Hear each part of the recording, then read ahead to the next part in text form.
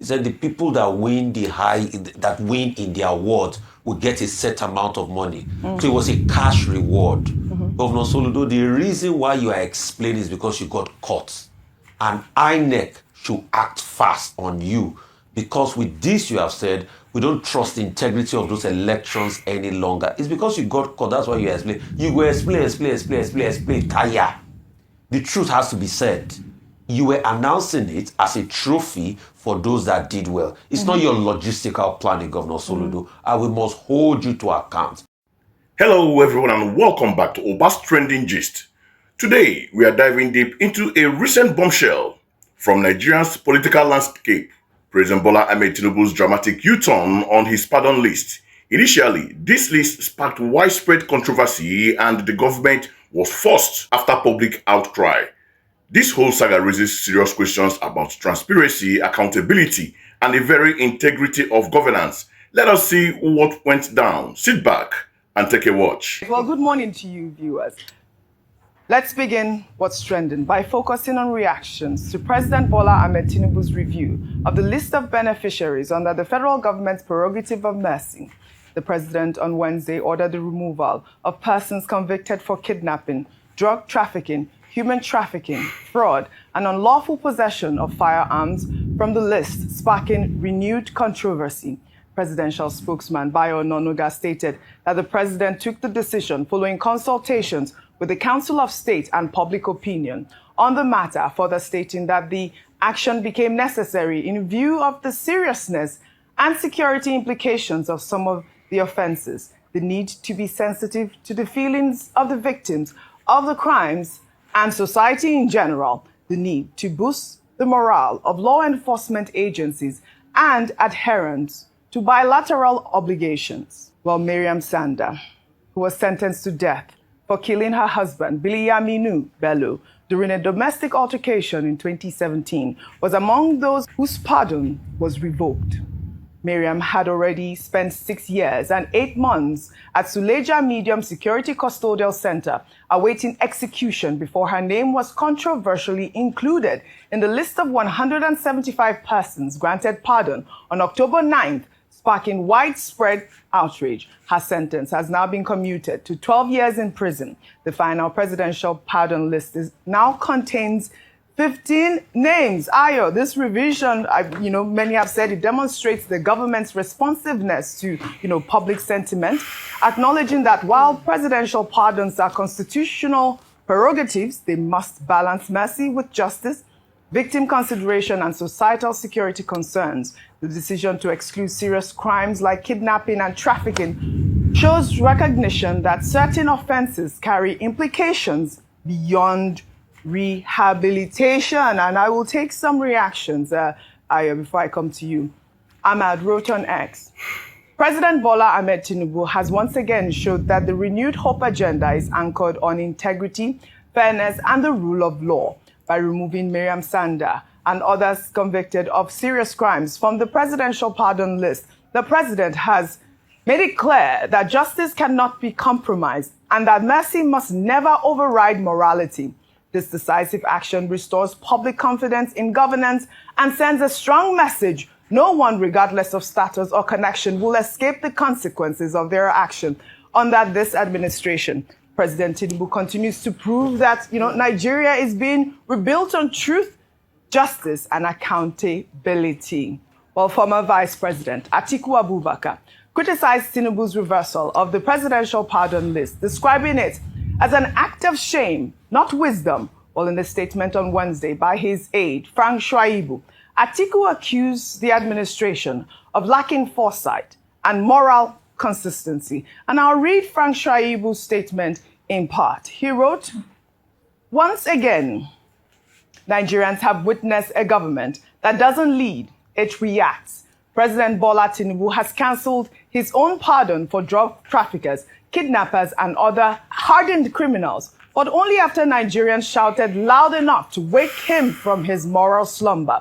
Let's be clear. This U-turn is not an act of wisdom. It's an act of shame. If the public had kept quiet, would convicted drug lords and kidnappers be walking free today under the president's blessing? Who thought it was a brilliant idea to reward crime and betray justice. Who signed off on such national embarrassment? These are the questions every Nigerian deserves answers to. Who compiled the list of beneficiaries? What criteria justified freeing kidnappers and drug offenders?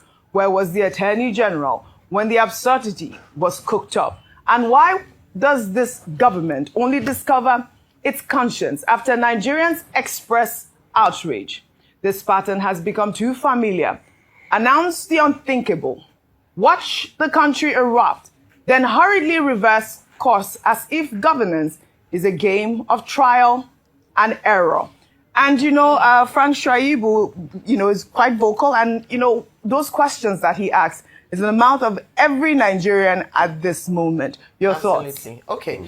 These questions were asked on the minds, at least, of many Nigerians when the Attorney General of the Federation had announced that, okay, this wasn't permanent and they were going to review the pardon list. In fact, I've seen some interviews or an interview yesterday where a lawyer had talked about whether the president even had the right to withdraw his pardon and the legality of it and all that. There are many conversations going on. But OJ, I think, yes, one part of the divide would say this is a listening administration. The president listened to the public outcry of people, and in that regard, he went back to revisit the decision and then revised his decision.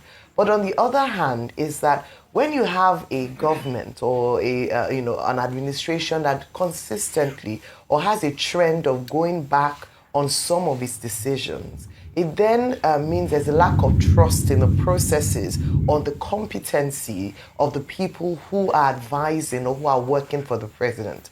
I say this because one of the things that President Tinubu himself has said about his strength is that he knows how to identify talent and is able to put the right people in the right positions. But this hasn't been the case in some decisions that have been made, including this one. Someone asked the question, what was the Attorney General of the Federation? Two things. He was the chair of the committee of this, of the pardon committee, and also he's a member of the Council of State who okayed the pardon. Recall that following the pardon, the Council of State, even though they don't have any executive power, but they have the opportunity to advise the president. And the makeup includes the president himself, who is chairman, past president, former justices of Nigeria, Senate president, Speaker of the House of Representatives, Governor of the state, all of them together. None of them had a dissenting voice to say, oh no, there's an error or this shouldn't happen, until Nigerians, rose up and spoke up against this decision. Well, it's good that they have reversed it. The other thing as well that I would learn from this is that don't keep quiet. Mm-hmm. There's something to be said about people speaking out.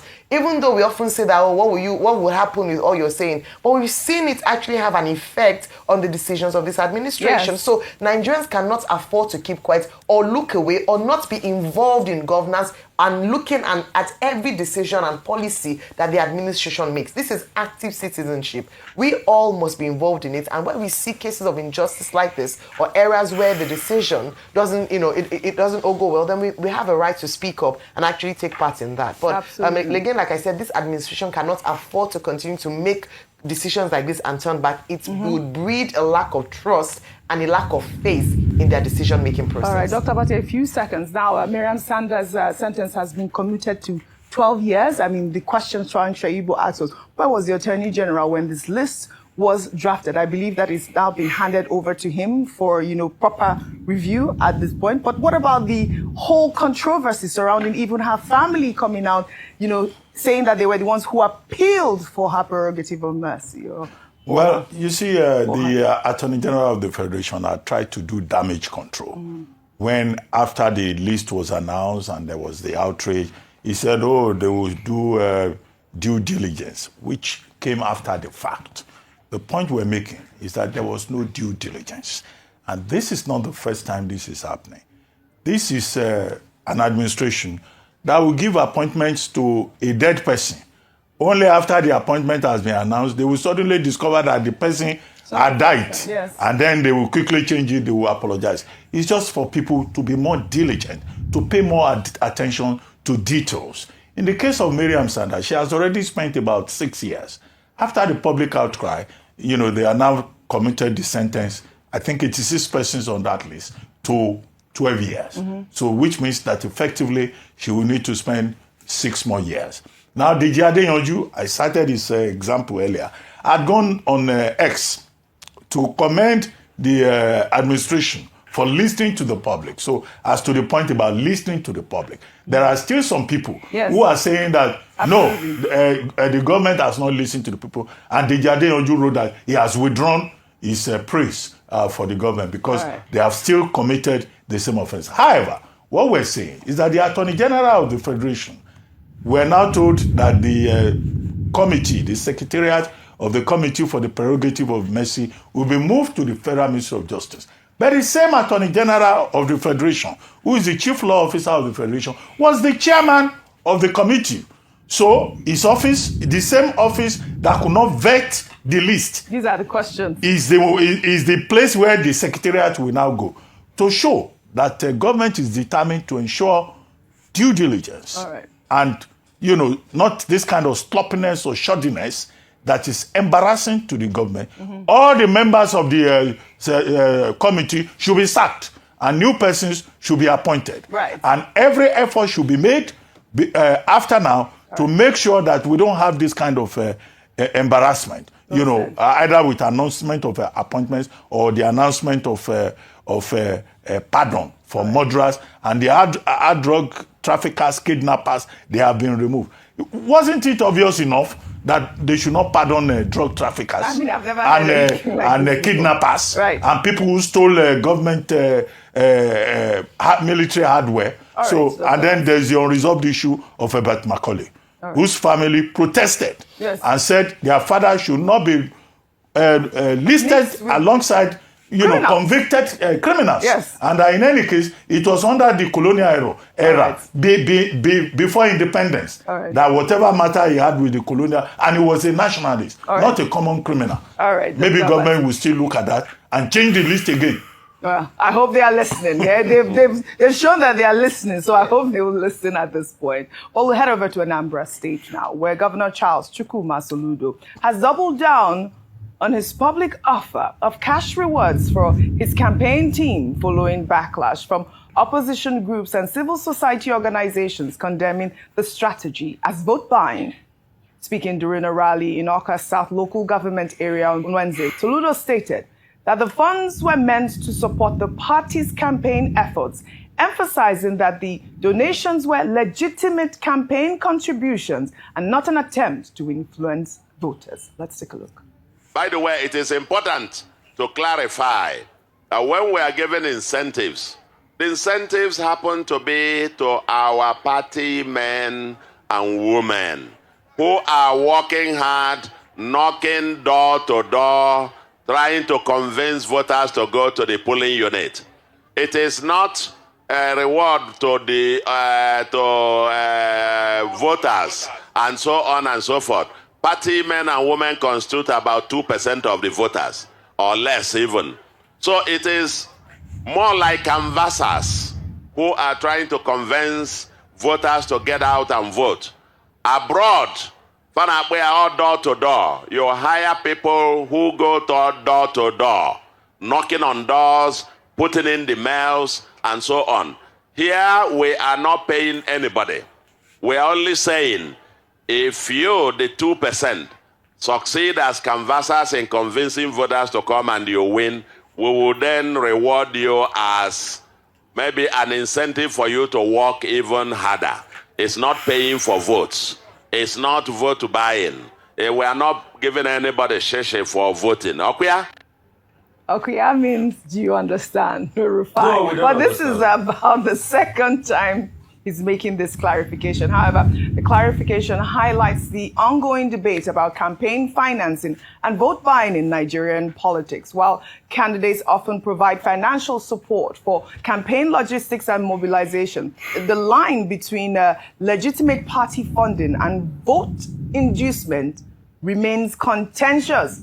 Although our electoral laws prohibit vote buying while permitting campaign expenditure for party activities and logistics. Now, he is clarifying, I think the first time he made this pledge, he spoke in Igbo. I believe this is the second time he's, actually clarifying it again, that it is not for voters. It is for his campaign team.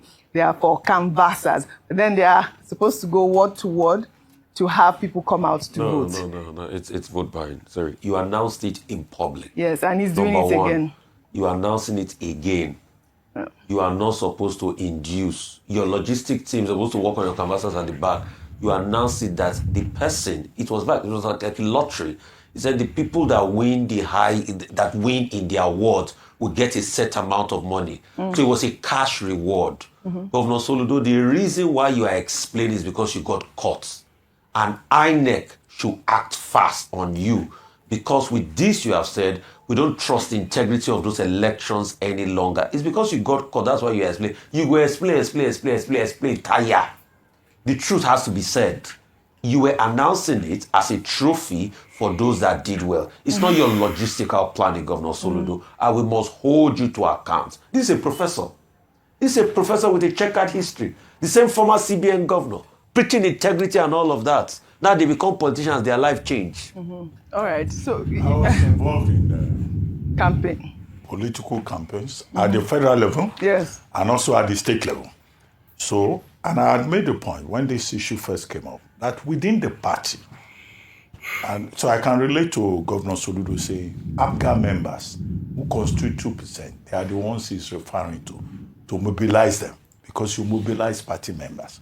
Some of them, if you give them money before, they will not deliver. But there's a piece by a guy called Christian Aburime. Christian Aburime, I think, is the Chief Press Secretary in Anambra State. He said when Governor Soludo made that announcement, he said, if you win your ward, this is the reward you will get. The ward that comes first will get 5 million. The one that comes second will get 2 million. The one that comes third will get 1 million. And we will redeem it. That's the thrust of Aburime's article. That the governor did not say he's going to give them before the election.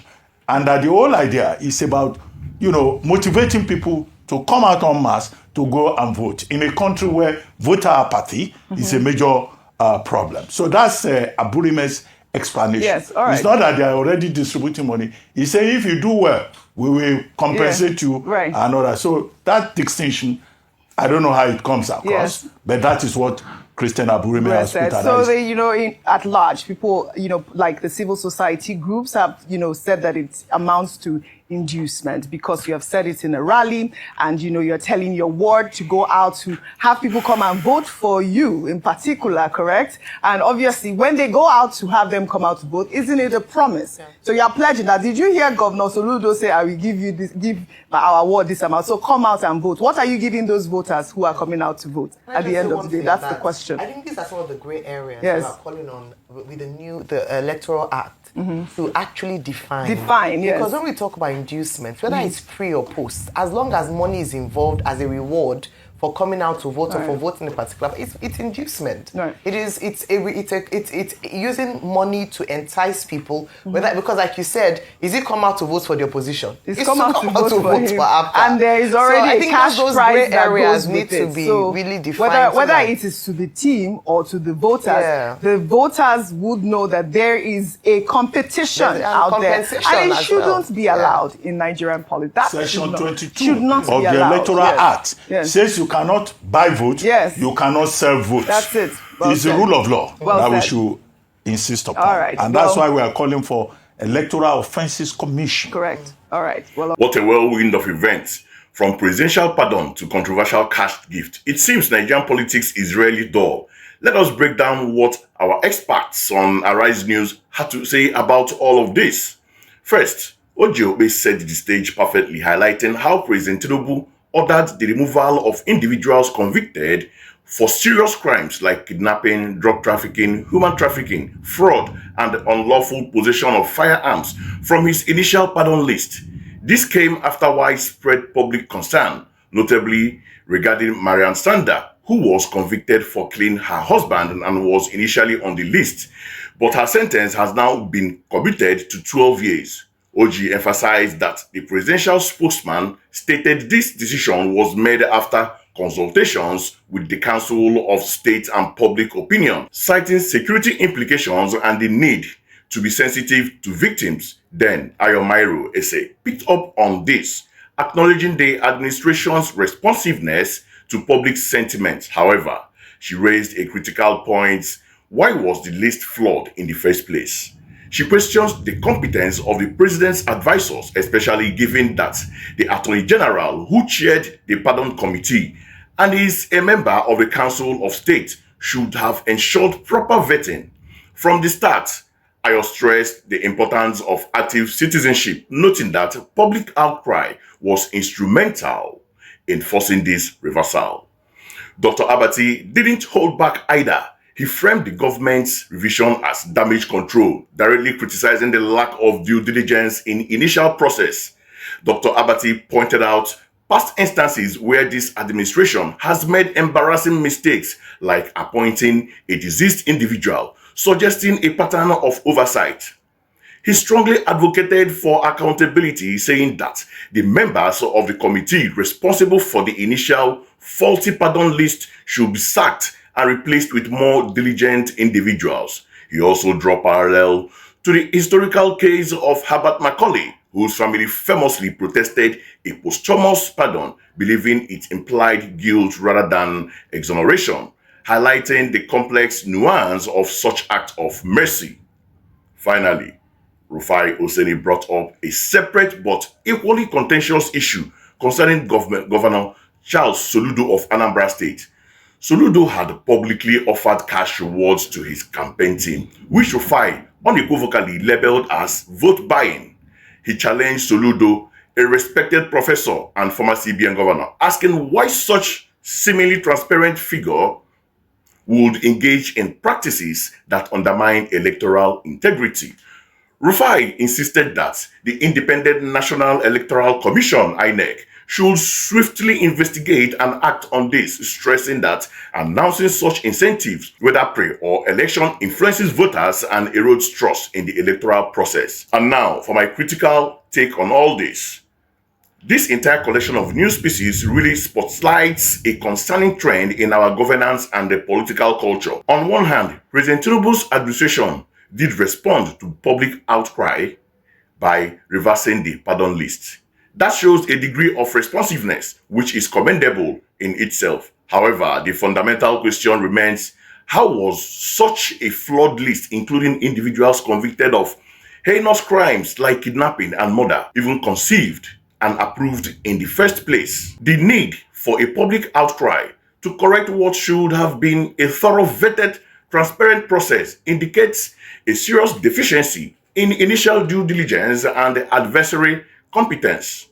It erodes public trust and gives the impression that decisions are reactive rather than strategic and well thought out. This isn't just about one list. It sets a precedent that institutions might only function correctly under intense public pressure, which is unsustainable for a stable democracy, honestly. Then you have Governor Soludo's situation, regardless of his academic credentials or past achievements, publicly offering cash rewards even to campaign canvassers who are supposed to mobilize voters, skirting dangerously close to, if not directly, crosses the line into electoral inducement. It blurs the line between legitimate campaign expenses and the effort to sway votes, perpetuating a culture where money rather than merit or policy dictates electoral outcomes. This practice, as Rufai Oseni rightly highlighted, demands swift and decisive action from INEC to protect the sanctity of our elections. Ultimately, this incident underscores a critical need for our political class to prioritize integrity, competence, and proactive governance. Public office should demand meticulous attention to detail and unwavering adherence to rule of law, not just a scramble to correct errors after public shaming. And for us, the citizen, it reinforces the power of our collective voice when we speak out. Change happens, but we shouldn't have to shout so loud for our leaders to simply do their job right the first time. That's all for now on Obara's Trending Gist. What are your thoughts on these issues? Drop your comments below, hit that like button, and if you haven't already, subscribe to Obara's Trending Gist for more in-depth analysis and discussions. Stay informed, stay engaged, and I will catch you in the next one. Peace out.